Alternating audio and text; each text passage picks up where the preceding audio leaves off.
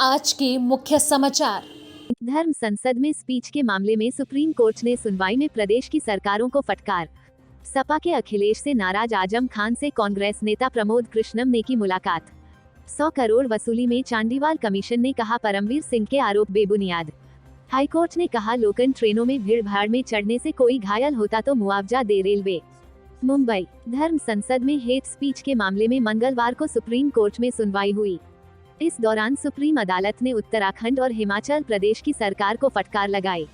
साथ ही कहा कि आपको सुनिश्चित करना चाहिए कि इस तरह की हेट स्पीच नहीं दी जाए। सरकार को इस तरह की घटना और अस्वीकार्य भाषणों को रोकना चाहिए। इसके साथ ही सुप्रीम कोर्ट ने उत्तराखंड सरकार से यह सुनिश्चित करने के लिए कहा कि कल बुधवार रुड़की में होने वाली धर्म संसद में कोई अप्रिय घटना न हो। जस्टिस एम खानविकर, जस्टिस अभय सोका और जस्टिस सीटी रविकुमार की पीठ ने उत्तराखंड के वकील को चेतावनी दी कि अगर कोई अप्रिय घटना होती है तो मुख्य सचिव को पेश होने के लिए कहा जाएगा। इस पर उत्तराखंड सरकार की ओर से पेश हुए वकील ने कहा कि हम पर भरोसा रखें, ऐसा कुछ भी नहीं होगा। इसके बाद पीठ ने कहा कि विश्वास सभी पर है, लेकिन जमीन पर चीजें अलग हैं। वहीं याचिकाकर्ताओं की ओर से पेश हुए वरिष्ठ वकील कपिल सिब्बल ने अदालत को बताया कि समय समय पर धर्म हर जगह संसद का आयोजन किया जा रहा है। इस पर जस्टिस खानविलकर ने कहा कि आपकी मूल याचिका दिल्ली और उत्तराखंड के लिए थी, अब यह हिमाचल प्रदेश के संबंध में है। इस पर सिब्बल ने कहा कि हमने मूल रूप से धर्म संसद रोकने के लिए यह दायर किया था। इसके बाद अदालत ने कहा कि आप मामले की रिपोर्ट कलेक्टर और एसपी को दें, लेकिन कलेक्टर और एसपी ने कुछ नहीं किया है। इस पर जस्टिस खानविलकर ने कहा कि हमने इसे पढ़ा है, इस संबंध में पहले ही दिशा निर्देश दिए गए थे। न्यायमूर्ति खानविलकर ने हिमाचल प्रदेश सरकार के वकील से कहा कि आपको पहले से मौजूद दिशा निर्देशों का पालन करना होगा। क्या आप उनका पालन कर रहे हैं या नहीं, आपको जवाब देना होगा। यदि नहीं, तो आपको सुधारात्मक उपाय करने होंगे। सुप्रीम कोर्ट ने कहा कि सरकारों को इस तरह की घटनाओं पर रोक लगानी चाहिए। इसके लिए सुप्रीम कोर्ट ने दिशा निर्देश भी दिए हैं। कोर्ट ने कहा कि अगर धर्म संसद में कोई एक वक्ता भड़काऊ भाषण देता है तो वो यह बोलकर बच नहीं सकता कि उसे पता नहीं था कि ऐसा करने पर क्या मुसीबत हो सकती है। सुनवाई के दौरान हिमाचल प्रदेश सरकार के वकील ने कहा कि धर्म संसद में दी गई हेट स्पीच के मामले में हमने जरूरी कदम उठाए हैं। इतना ही नहीं, इससे पहले 2018 और 2019 में कोर्ट के आदेशों के मुताबिक हमारे अधिकारियों ने सुधार की दिशा में काम किया है। कोर्ट ने कहा कि इस संबंध में हिमाचल प्रदेश के सचिव की ओर से हलफनामा 7 मई या उससे पहले दाखिल किया जाए। वहीं सुप्रीम कोर्ट ने उत्तराखंड के मुख्य सचिव को आदेश दिए कि आपने अभी तक जो भी कदम उठाए गए हैं, इसका हलफनामा 9 मई से पहले दाखिल करें। मुंबई सीतापुर जेल में बंद आजम खान की समाजवादी पार्टी अध्यक्ष अखिलेश यादव से नाराजगी की खबरों बीच कल कांग्रेस नेता प्रमोद कृष्णम ने उनसे मुलाकात की। इस मुलाकात के बाद प्रमोद कृष्णम ने आजम खान के हालात का वर्णन एक पुराने शेर से किया। उन्होंने कहा कि आजम खान से बहुत सी बातें हुई, उनको सार्वजनिक करना मुनासिब नहीं, लेकिन इतना कह सकता हूँ कि उन्हें देखकर मुझे लगा कि एक दो जख्म नहीं, पूरा जिस्म है छलनी। आज तक से बातचीत में प्रमोद कृष्णम ने कहा, मेरी और उनके बीच में जो बात हुई मुझे नहीं लगता कि उसे बताना ज्यादा मुनासिब होगा, लेकिन कह सकता हूं कि हमारे बीच देश के राजनीतिक हालात, मुल्क के मुस्तकबिल, भारत के भविष्य पर बात हुई। यूपी में जिस तरह नफरत की सियासत हो रही है उस पर बात हुई। उन्होंने अपने ऊपर जो जुल्म हुए हैं उन्हें बताया, जो यातनाएं उन्हें दी जा रही हैं उन्हें बताया। 2 साल से ज्यादा हो गया है। आजम खान जैसे कद्दावर नेता को जिस तरह के मुकदमों में जेल में रखा गया है, मुझे शर्म आती है अपने यहाँ के लोकतांत्रिक ढांचे पर।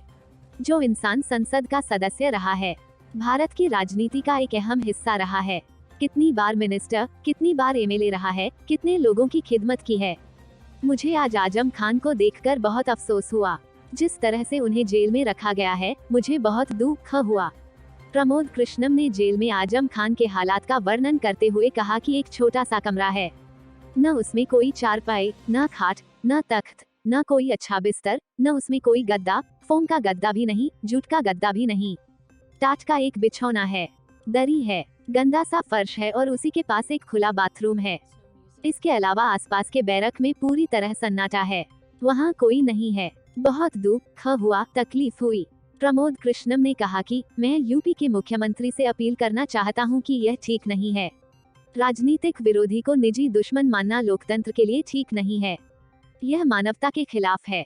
जिस प्रदेश का मुख्यमंत्री एक साधु हो, वहाँ किसी शरीफ आदमी के साथ ऐसा बर्ताव हो, यह ठीक नहीं है। मैं दरखास्त करता हूं कि आजम खान पर जो झूठे फर्जी मुकदमे लगाए गए हैं उन्हें हटाया जाए। क्या यह सोचा जा सकता है कि आजम खान जैसा इंसान बकरी, मुर्गी, किताबें चुरा सकता है? आजम खान मिनिस्टर हैं और गाड़ी से उतारकर शराब के ठेके से शराब की बोतल चुरा सकते हैं। यह क्या है? क्या यह संभव है? आजम खान पर जो मुकदमे लगाए गए हैं, इन मुकदमों में 2 साल से ज्यादा हो गया लेकिन जमानत नहीं होने दी जा रही है। 1 साल ज्यादा उन्हें कोरोना में बीत गया, शुगर हो गया है, उनका इलाज चल रहा है, उनके दांत में दर्द है, बेहद तकलीफ है। उनसे मिलकर मुझे बहुत दुख हुआ। प्रमोद कृष्णम ने कहा कि मुझे लगता है कि आजम खान पर जब यह संकट आया तो उन्हें उम्मीद थी कि सपा उनका साथ देगी, लेकिन वो यह भूल बैठे थे कि सपा ने जब नेताजी के साथ ही अच्छा सलूक नहीं किया तो आजम खान साहब के साथ क्या अच्छा सलूक होगा। इसी का नतीजा है कि उन्होंने सपा नेताओं से मिलने से इनकार कर दिया। जब इंसान का दिल दुखता है, मुसीबत आती तो उसे उम्मीद होती है कि मेरे जो अपने हैं वो मेरा साथ देंगे, लेकिन आजम खान को लगता है कि सपा ने मुसीबत के वक्त उनका साथ नहीं दिया। उनके दिल को यह तकलीफ पहुंची है। प्रमोद कृष्णम ने कहा कि उनके और आजम खान के बीच काफी बातें हुई हैं लेकिन उनको सार्वजनिक करना मुनासिब नहीं है। अखिलेश अब जो कह रहे हैं या कहेंगे अब उसके कोई मायने नहीं हैं। आजम खान को 2 साल हो गया जेल की कोठरी में सपा ने कितने धरने प्रदर्शन किए, एक बयान तो बताएं। आजम खान बहुत बड़े नेता हैं, उन पर जो जुल्म हुआ है, जो जुल्म सहा है उन्होंने, वो खुद महसूस करते हैं। यदि ये बात सच न होती तो वे अपनी पार्टी के नेताओं से इनकार क्यों करत थे? कांग्रेस नेता ने कहा कि आजम खान जिससे मिलना चाहते हैं उससे मुलाकात हो सकती है, वे जिससे नहीं मिलना चाहते प्रशासन उसकी मुलाकात नहीं करा सकता। मैंने भी जिला प्रशासन और जेल प्रशासन को फोन किया, उन्होंने आजम खान से पूछकर बताया और मुझे सूचित किया। तय समय पर मैं गया और मुलाकात हो गई। मुझे लगता है कि मुलाकात पर सपा नेता झूठ बोल रहे हैं। गौरतलब है कि रविवार को जेल में मुलाकात करने गए सपा नेताओं से आजम खान ने मिलने से इनकार कर दिया था। इस पर सपा नेताओं ने आरोप लगाया था कि आजम खान तो मिलना चाहते थे, प्रशासन ने उन्हें मिलने नहीं दिया। प्रमोद कृष्णम ने कहा कि ये तो आजम खान ही जेल से बाहर आने के बाद ही बता सकते हैं कि उन्हें सपा से क्या क्या उम्मीदें थी जिन पर पानी फिर गया, लेकिन मुझे उनकी हालत देखकर ऐसा लगा कि 1-2 जख्म नहीं पूरा जिस्म ही छलनी है। मुंबई 100 करोड़ की वसूली के मामले की जांच के लिए महाराष्ट्र सरकार ने चांदीवाल कमीशन का गठन किया था। कमीशन ने अपनी रिपोर्ट आज 26 अप्रैल मंगलवार महाराष्ट्र के मुख्यमंत्री उद्धव ठाकरे को सौंप दी है। चांदीवाल कमीशन ने यह 201 पन्नों की रिपोर्ट पहले गृह मंत्री दिलीप वलसे पाटिल को सौंपी।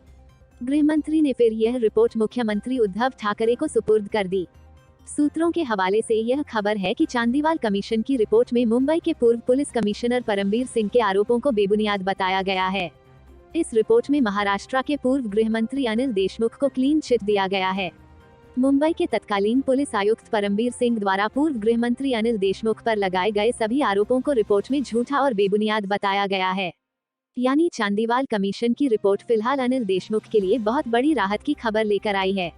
मुंबई के तत्कालीन पुलिस आयुक्त परमबीर सिंह सीएम उद्धव ठाकरे को लेटर लिखकर यह आरोप लगाया था कि गृह मंत्री अनिल देशमुख पुलिस अधिकारियों का इस्तेमाल मुंबई के बार और रेस्टोरेंट से 100 करोड़ की वसूली के लिए कर रहे हैं।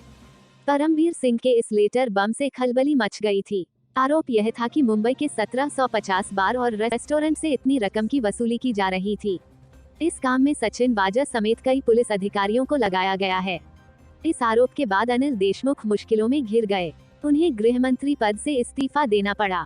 हाईकोर्ट के आदेश पर सीबीआई ने इस केस की जांच शुरू कर दी। जब इस केस की जांच शुरू हुई तो मनी लॉन्ड्रिंग के और भी केस खुलते चले गए। ऐसे में एक और केंद्रीय जांच एजेंसी ईडी की भी एंट्री हो गई। अनिल देशमुख के कई ठिकानों पर छापे पड़े और फिर ईडी ने उन्हें गिरफ्तार कर लिया। फिलहाल देशमुख मुंबई के ऑथर रोड जेल में हैं। इस मामले की जांच के लिए फिर राज्य सरकार ने भी एक जांच कमीशन का गठन किया। निवृत्त न्यायाधीश केयू चांदीवाल की अध्यक्षता में जांच शुरू की गई। जांच में परमबीर सिंह से भी पूछताछ की गई।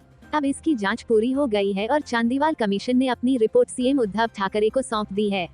इस रिपोर्ट में बताया जा रहा है कि अनिल देशमुख को क्लीन चिट दी गई है। मुंबई बॉम्बे हाईकोर्ट ने कहा है कि लोकल ट्रेनें मुंबई की जीवन रेखा हैं और अगर कोई व्यक्ति भीड़भाड़ वाली ट्रेन में चढ़ने की कोशिश करते समय गिर जाता है और घायल हो जाता है तो यह अप्रिय घटना के दायरे में आएगा और रेलवे को मुआवजे का भुगतान करना होगा। जस्टिस भारती डांगरे की सिंगल बेंच ने वेस्टर्न रेलवे को एक 75 वर्षीय व्यक्ति को 3 लाख रुपए का भुगतान करने का निर्देश दिया, जिसे एक भीड़भाड़ वाली लोकल ट्रेन से गिरने के बाद पैर में चोट लगी थी। 2 अप्रैल के आदेश की प्रति मंगलवार को उपलब्ध कराई गई। वेस्टर्न रेलवे ने तर्क दिया कि मामला रेलवे अधिनियम की धारा 124(1) के प्रावधानों के तहत नहीं आता है, जिसमें कहा गया है कि अप्रिय घटनाओं के मामलों में मुआवजे का भुगतान करना होगा। दावा किया कि याचिकाकर्ता नितिन हुंडीवाला ने चलती ट्रेन में चढ़ने की कोशिश की थी। जानकारी के अनुसार, हालांकि न्यायमूर्ति डांगरे ने रेलवे के तर्क को स्वीकार करने से इनकार कर दिया और कहा कि वर्तमान मामला स्पष्ट रूप से अधिनियम की धारा 124(1) के अनुसार अप्रिय घटना की स्थिति के अंतर्गत आता है। ऑर्डर में कहा गया, यदि दैनिक कार्यों में एक यात्री एक भीड़भाड़ वाली ट्रेन में प्रवेश करने का प्रयास करता है और अन्य यात्रियों द्वारा धक्का दिया जाता है, जिसके परिणामस्वरूप वो गिर जाता है, तो कोई कारण नहीं है कि ऐसी घटना किसी अप्रिय घटना के दायरे में नहीं आ सकती है। अदालत ने आगे कहा कि मुंबई में लोकल ट्रेनों को अक्सर शहर की जीवन रेखा कहा जाता है। शहर के निवासियों की एक बड़ी संख्या काम और अन्य गंतव्यों पर जाने के लिए उन पर निर्भर रहती है। आदेश में आगे कहा गया है कि रेलवे अधिनियम की धारा 124(1) का उद्देश्य एक घायल यात्री या किसी अप्रिय घटना में शामिल मृत यात्री के आश्रितों को त्वरित उपचार प्रदान। Bureau report, Mumbai.